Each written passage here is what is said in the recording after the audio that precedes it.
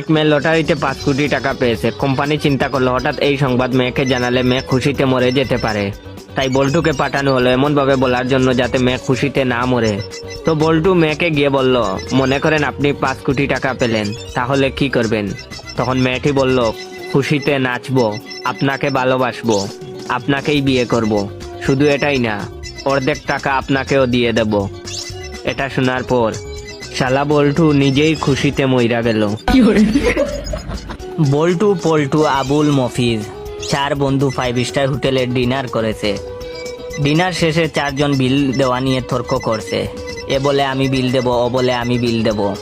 হোটেলের ম্যানেজার এই কাণ্ড দেখে মনে মনে হাসছে আর বলছে, পৃথিবীতে এখনো এরকম বন্ধুত্ব দেখা যায়, বিশ্বাস হয় না। আমারও যদি এরকম বন্ধু থাকতো। এক পর্যায়ে 4 জন মিলে সিদ্ধান্ত নিল যে একটি দৌড় প্রতিযোগিতা হবে। প্রতিযোগিতায় যে জয়ী হবে সে বিল পরিশোধ করবে। হোটেলের ম্যানেজার হুইসেল বাজালো। 4 জন একসাথে দৌড় দিল।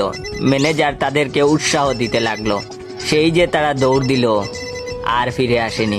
গল্পটা আজ থেকে 50 বছর আগের। ওই হোটেল ম্যানেজার এখনো বাঙ্গা হোটেলের সামনে দাঁড়িয়ে আছেন। উনি ভাবছেন ওরা আসবে বিল দিতে। এখন আপনারা কমেন্ট করে বলুন ওরা বিল দিতে কবে আসবে। যদি আপনারা বলতে পারেন না, তাহলে আপনার বন্ধুদের শেয়ার করে জিজ্ঞাসা করতে পারেন ওরা কবে বিল দিতে আসবে। বিদ্যুতের এমন কর্মকাণ্ড দেখে আমি আমার ছাত্রলীগের এক বন্ধুকে বললাম, কিরে বন্ধু, এতদিন ধরে দেশে উন্নয়ন হচ্ছে বললি, তাইলে এখন লোডশেডিং করে কেন? তখন আমার বন্ধু বলল, আমাদের মন্ত্রী কি বলেছেন তা শুনোস নাই? আমরা তো সুখে আছি, বেশ থাকবো। এখন তুই বল, বেহেস্তে কি কারেন্ট লাগে?